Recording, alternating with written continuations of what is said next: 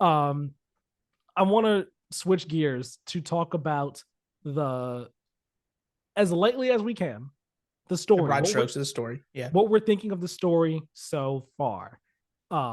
Me personally, again, 16 hours into the game, I am really, really enjoying the story. It is, it's so far at least. I feel like God of War Ragnarok's story is it's bigger and more epic in scope than 2018's was. 2018's was a far more intimate, smaller scale story that that ended up blowing up into, hey, we're just trying to take our family's ashes to the highest peak. That's all we want to do, and we got tangled up in godly stuff that we weren't trying to have any part in any way, shape, or form. Whereas this one, from the start, it's like, yeah, things are about to get really real, really quick, and we're involved in this in this conflict that like we're stuck in, but we kind of want a part in, but we also don't want a part in this at all. And just the way the story is going, this twists and turns in terms of plot development, but also character development. It's I'm It's really very character enjoying it. heavy.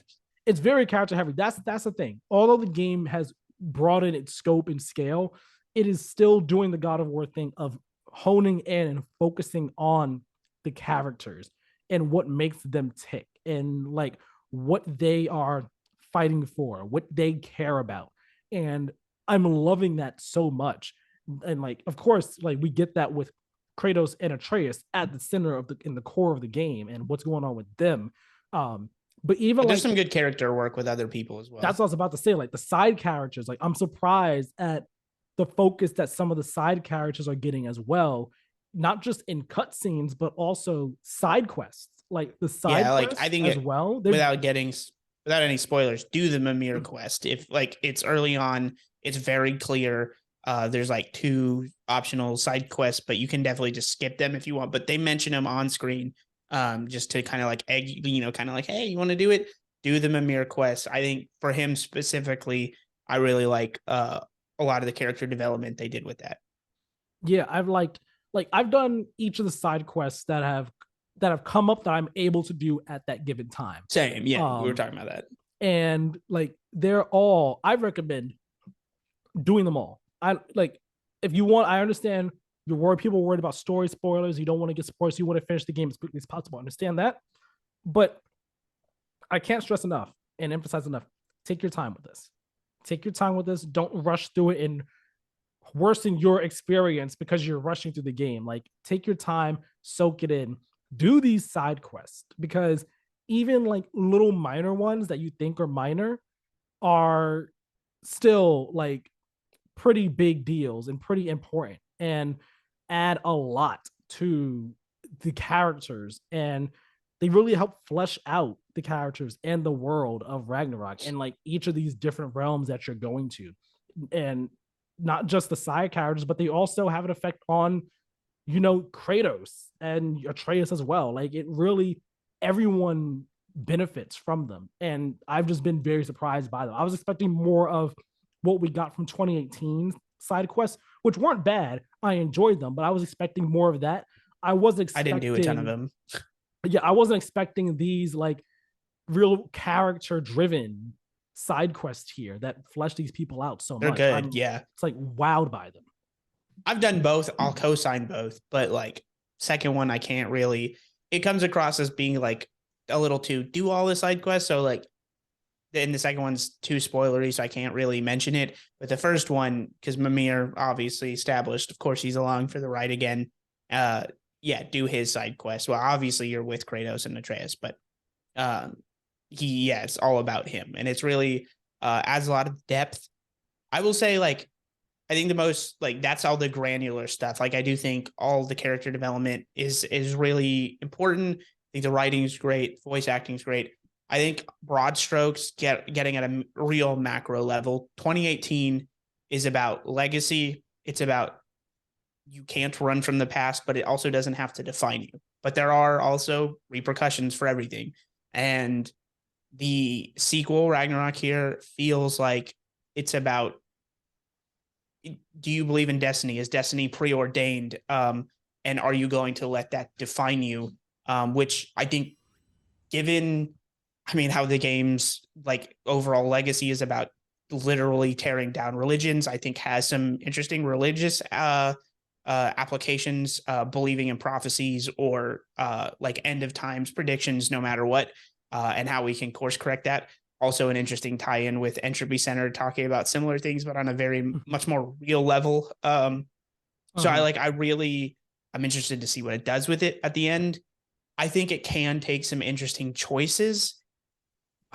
I think it might go in the way I don't want it to, which won't mean it's a bad game, but I always like when games really twist the knife and take more of, do something that will probably enrage a lot of people.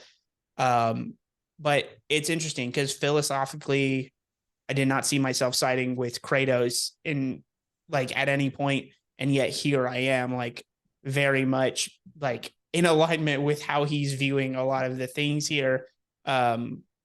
And like Sindri specifically has a, not spoiler, but he has a line just about not believing in fate, and he was just like, "You think I'd go through all like how gross and disgusting the world is?" And he's like, "You think I'd put up with all this if I thought like ultimately it didn't matter?" Which I love, and I think is like almost a weird microcosm of how you can read this game in general.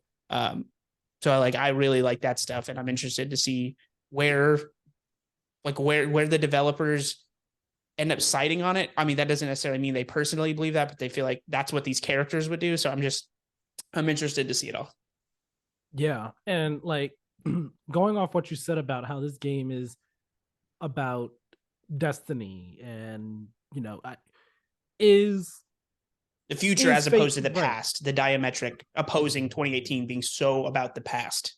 Right. And like is a person's fate like can we change things about like can we be the ones who decide what happens to us in our lives and everything like that? Like there's a whole segment of the game at this point where we are right now. There's a whole segment prior to all this. I'd say It's halfway long, around like the seven longer hour than I mark. thought it'd be. Yeah, it's around like the 7 hour mark of if I'm ballparking it really of the game. And that was a lengthy segment. It was a lengthy segment, and I think that's the only point in the game so far where I feel like the pacing dragged, where I feel like the pacing went down, and solely because of how long it went on for.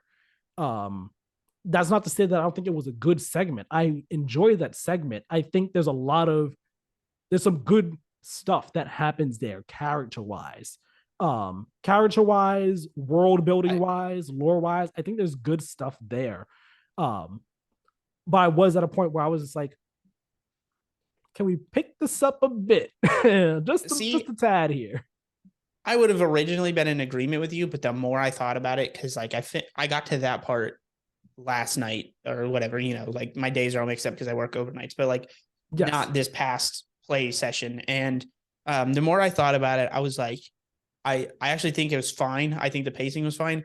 I think because of the implications of that entire portion, I was in such a rush to get back and be, like it's almost like wanting the rest of this story and trying to macro dose the entire story. You're just like, or micro Right. dose or whatever. And you're just sitting there like, I want to get back. I want to find out like, oh, well, what does this mean? And et cetera. Instead of like, you get delivered a lot of information that's almost like a gut punch, and processing that while the story seemingly wants to take its time in that moment.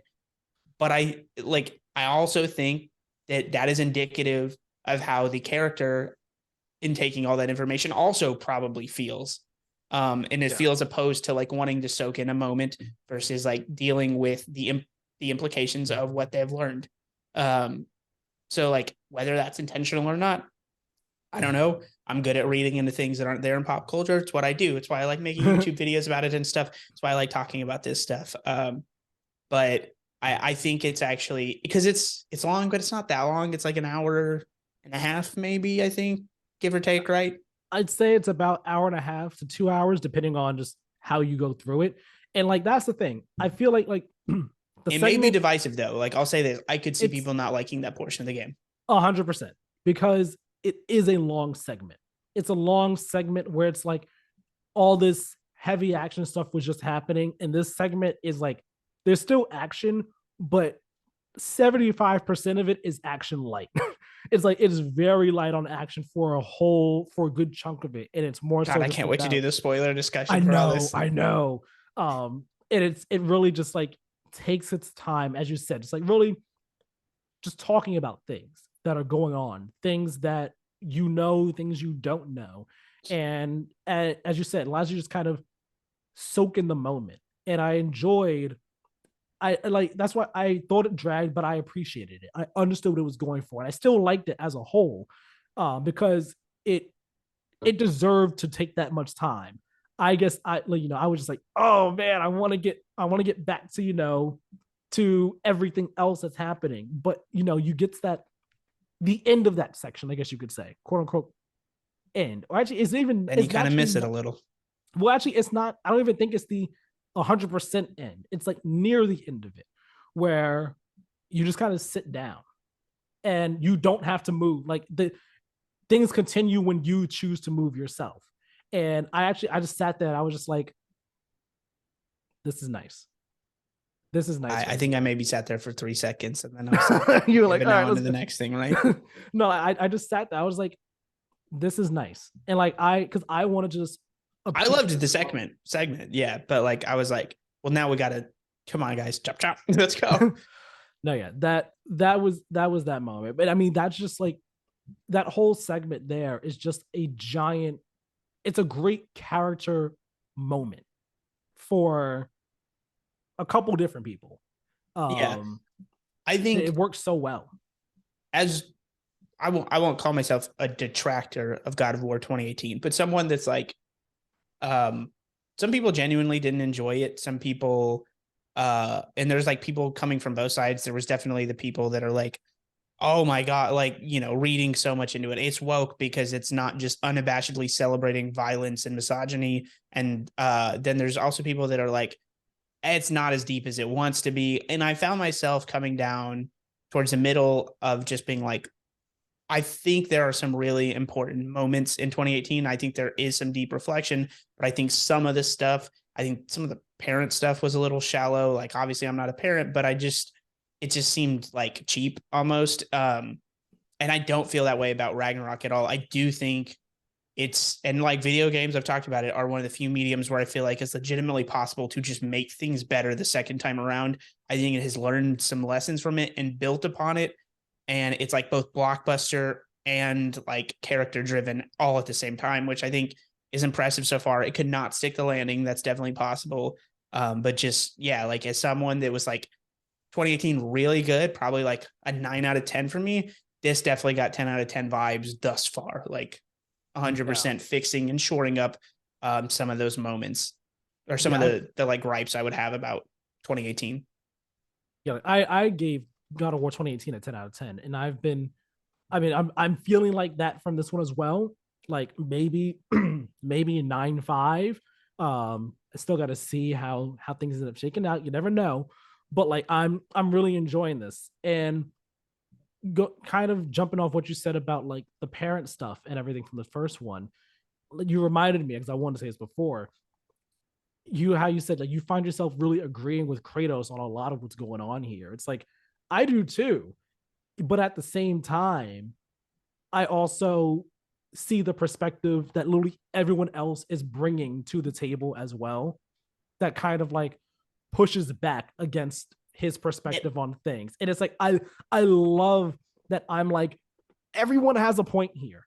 Everyone has points that makes total sense for how they view different situations and the core situation at the front of everything like that. And I understand it all, and I want everyone to like just come to the common understanding. I want everyone to be on the exact same page. And it that is going to be the most fascinating and exciting thing, and potentially heartbreaking thing to see play out, just like how that affects different relationships throughout this game. yeah, I will say just to follow that up, because I don't want like any misassumptions to be here. Not generally an agreeer with Kratos's philosophies or viewpoints. But at the same time, like I think it's interesting because just to again not be spoilery, but more of the granular philosophy of the game and its characters. Kratos is very much on the I don't believe in destiny. I believe in fighting destiny. I believe that like things aren't like foretold. And I think it's interesting that they have Sindri essentially, even in a throwaway line, align himself with that same line of thinking. Two characters you wouldn't necessarily think that are aligned on that philosophy. And I'm the same way. I'm very much I'm not a religious person. I'm not a person that believes in fate or destiny. And so I absolutely believe that that's something that like you get to control, and that ultimately does have meaning because of the meaning you give to it. And so it's like interesting to see that reflected in Kratos specifically when it's like there's obviously so many bad Kratos takes, and just like he's also kind of a hard ass in a wet blanket, which is not how I generally am. And so it's like, oh man, me, Kratos and Sindri, just like the locking hands meme, it's just like all like get Destiny's ass out of here.